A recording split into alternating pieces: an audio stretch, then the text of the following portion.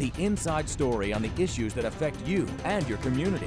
This is Local 12 Newsmakers. The message we are sending is extremely important. Progress occurs when we work together because despite our party differences, we're all Cincinnatians. Our city's greatness lies not within its government, but within its people. And the answers to our problems don't lie in City Hall. The answers lie in our neighborhoods, our businesses, schools, and churches. Good morning and welcome to Local 12 Newsmakers. I'm Dan Hurley. For almost 2 months after Jeff Berding announced his intention to resign from Cincinnati City Council, the search went on for his replacement. Berding wanted to be sure that whoever it was would carry on his policies. Last Wednesday, Wayne Lippert Jr. was announced as the newest member of Cincinnati Council. I am joined this morning by Mr. Lippert. He grew up in Cincinnati, now lives in Hyde Park with his wife and 3 children, and is a certified financial planner and a principal with TruePoint Incorporated, a wealth management firm. Between 1993 and 97, he worked in the congressional offices of Rob Portman. Wayne, welcome to Newsmakers. Thank you much for having me. And let me start out by congratulating you. And you were a candidate. You were already an announced candidate on the Republican ticket, so this didn't come out of the clear blue. No, it didn't. And I had announced my candidacy at a kickoff event in March, but obviously the planning phases had occurred prior to that. But yes, an endorsed candidate prior to being appointed to Jeff Berding's seat. And there was this, I called it 2 months. I don't know if it was exactly 2 months. I think it was January 27th when he announced, but maybe slightly less, a speculation about who it was going to be. From your perspective, what was going on in those 2 months? How long ago did you start talking with Jeff Berding and begin to have some sense that you might be a person in the running or the person? Well, I started talking to Jeff probably 2 months ago, okay. And we had ongoing conversations that were on and off over that period of time. I also talked with other leaders in the community about the seat. But to be quite honest, Jeff kept things pretty close to the vest, and I didn't realize that I was really under serious consideration until late last week. And he came and he said? Jeff and I met at his home, and we discussed, more in detail my policy rationale on various positions. And by the end of the meeting, he said, "Well, I think I'm going to go ahead and appoint you to my seat. I think, I have the person I've been looking for has the 3 I's: integrity, intelligence, and the third I can't remember off the top of my head." Yeah. But he said, "You fall into all those qualities, and I think I'm going to go with you." And well, really, he had been very out front about saying he wanted somebody who would continue his approach and his policies, his ideas. Did you have to promise him something? No. I mean, we saw eye to eye on 95% of the issues. Early on in our discussions, I had expressed my concern over the streetcar issue. Quite frankly, the financing and the operating plan, we didn't have one. And after the state pulled the funding, or it didn't look like we were going to get state funding for the streetcar, that pretty much settled that issue in his mind. So, there wasn't anything that we promised. It was a discussion of ideas and policies, and ultimately he decided on the best person for the job. Is this a practical concern for you about the streetcar that, the state pulled its funding, even after the Transportation Committee had ranked it as the #1 proposal in the state, but now under this new administration they pulled it, so that's a practical thing. Are you theoretically opposed to a streetcar, or are you opposed because it doesn't work right now?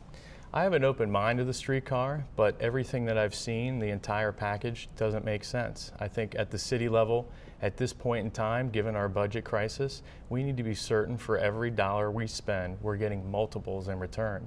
And I just don't see that in this project right now. You just don't believe that the streetcar supporters argue that the streetcar will cause development and investment along the route as it has. Have you been to Portland? Have you seen what's happened in Portland? I have not. I'm anxious to see some of that development. But what happens in Portland and St. Louis might not happen here. I do have an open mind about it, but I want to be sure that we have the financing That's the most important part in my view. There is a thing though. Place first. You come from the business world, and right now in an economic downturn, everybody has to cut back. But sometime along the way, there is an investment. I mean, one of the things that strikes me is we're very good in this community about figuring out what we're against. Mm-hmm. I don't think we're so good about figuring out in the last 20 years what we're for. And sometimes we have to invest. We have to, it may not work out just like Portland. It may not work out just like St. Louis, or something else that Minneapolis is trying or Denver is trying. But at some point, don't we have to invest in something? We do. I mean, if this were the late 90s when local governments were flush with money, I probably would have a different approach to this. But this budget crisis is serious. We have to get it under control. And until we get that under control, I don't think we need to look at every project, every investment extremely carefully. How do we get it under control? I mean, the budget this past November was agonizing to watch, and it was agonizing to watch Jeff Berding go through that budget process. There are some photos of him and some video of him sort of with his hands in his head in his hands and just being beat up and really exhausted. And I had he and Roxanne on this show right after that was all over, and it clearly had taken a toll on him. What do you think we need to do on the budget front? I think and I'm a financial guy, I think we really start to need to get creative on the financing side. So we need to get the private sector more involved to support our priorities. We need to take the page out of cities like Chicago, Indianapolis, look at them and look at other cities across the country as models. You look at the city of Chicago, for example, they privatized their parking meters. The city of Indianapolis, they privatized their water system. I'm not saying that any of those would work here, but those are the types of things that we need to be looking at. The city manager put forward a regional water district, and this has been perking for several years, but about this time last year. And that just got shot down. I mean, it's worked other places, not just, you mentioned Indianapolis, but Louisville has worked a lot of places. And that's not about privatizing. It wasn't about privatizing, although that was the charge about it, the political charge. But so did you look at that plan, and did you think that made sense? I've looked at it in some respects, but I'm still, getting my feet on the ground and want to look at it further. I've been on council now for less than a week, so I've got a lot of studying and a lot of work to do. But again, I think everything should be on the table. I think we need to.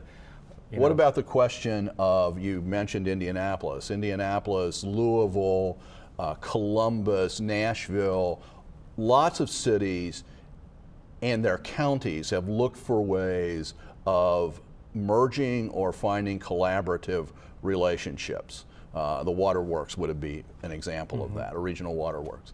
But one of the things that's been on the table and sort of got thrown on the table in December was the idea of a merger between the Cincinnati Police Force and the Hamilton County Sheriff. That's sort of been pulled back now because it's lost the critical vote. But where do you stand on that? I think we should consider looking at it. A study, in my view, is a good idea. I don't think we should take anything off the table. Again, I think we need to look across all city-county services where there's overlap and study them and see if it makes sense, because these fiscal times require us to look at things like that. Is there a sense here for a lot of the police officers, Cincinnati police officers, their view about what that proposal was really about was a takeover by the sheriff, who would then void the union contract and fire everybody and then hire them back at 20% less.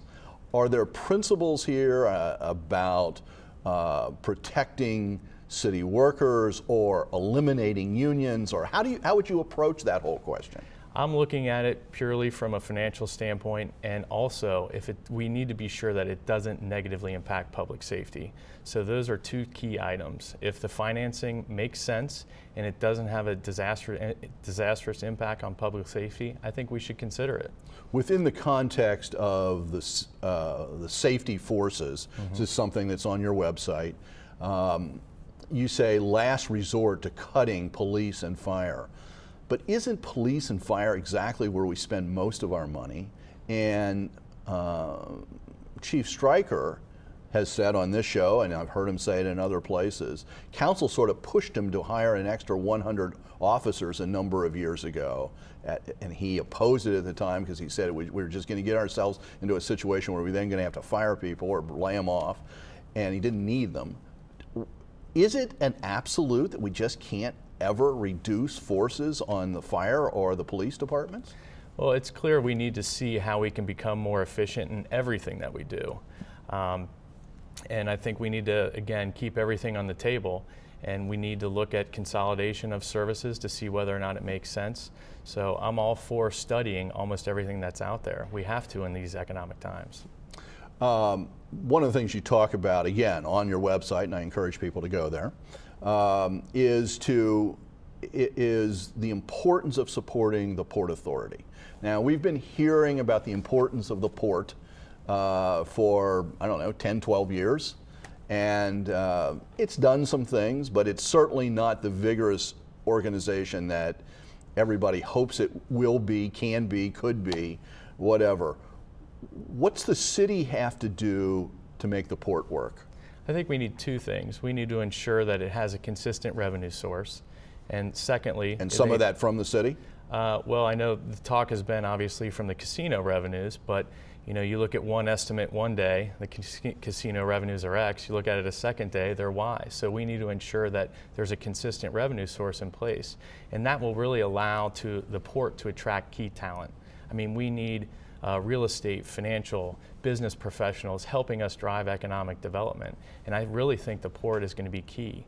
Also, removing it from that city bureaucracy. I mean, let's face it, I know what I'm getting into. It's sometimes hard to get things done at City Hall.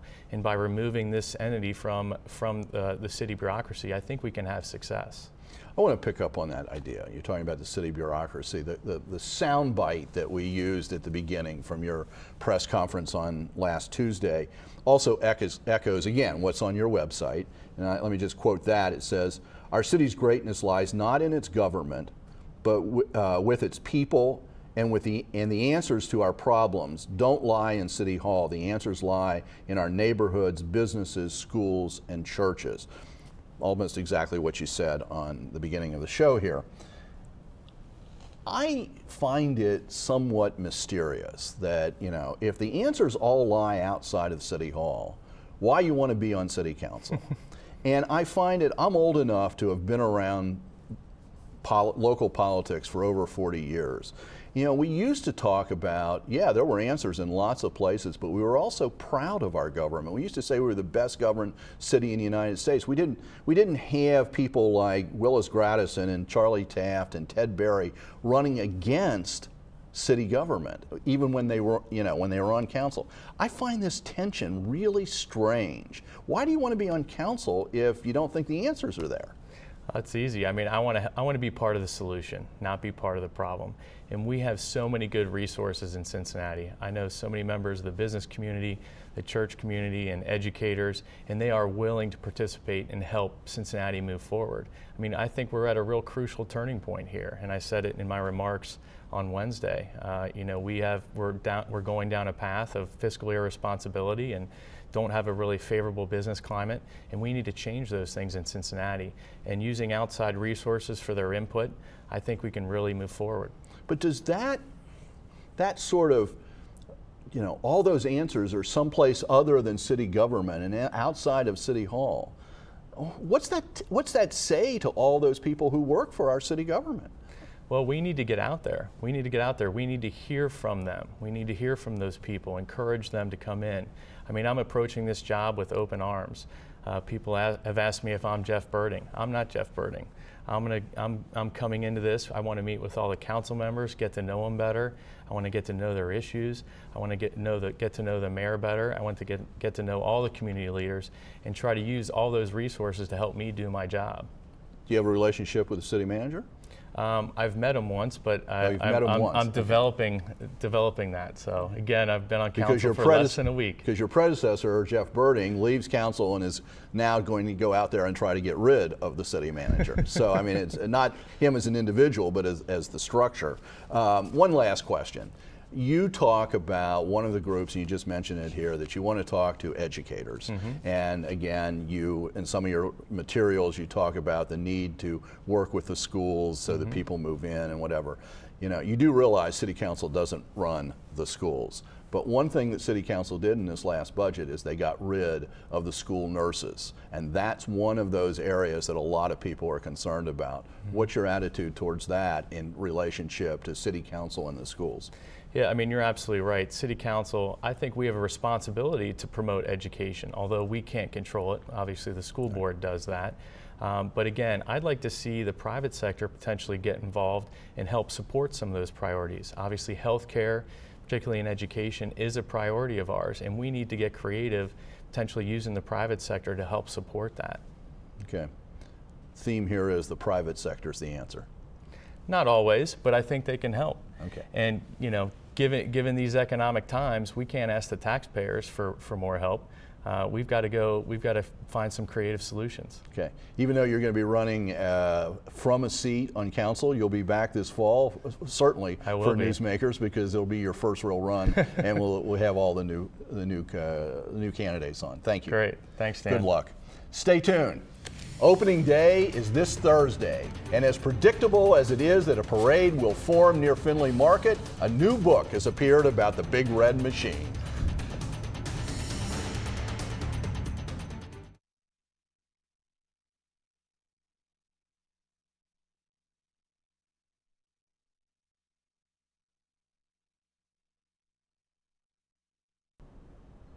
"28 Gold Gloves, 7 MVPs, 4 RBI champs, 4 home run champions, and a batting champion."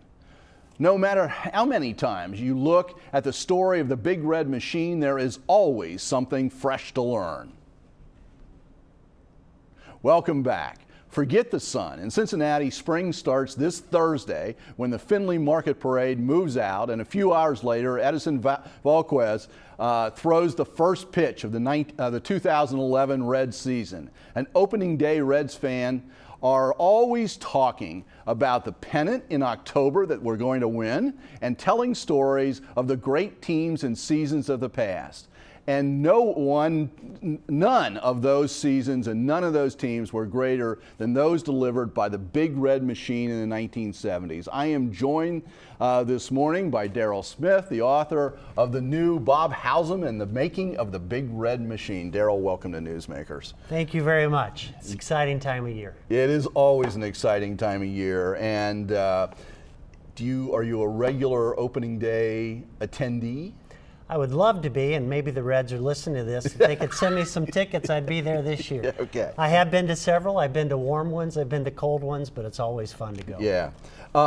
You know, one of the interesting things about this book is you put Bob Howsam right on the front cover, and also in the book. He's threaded throughout this book.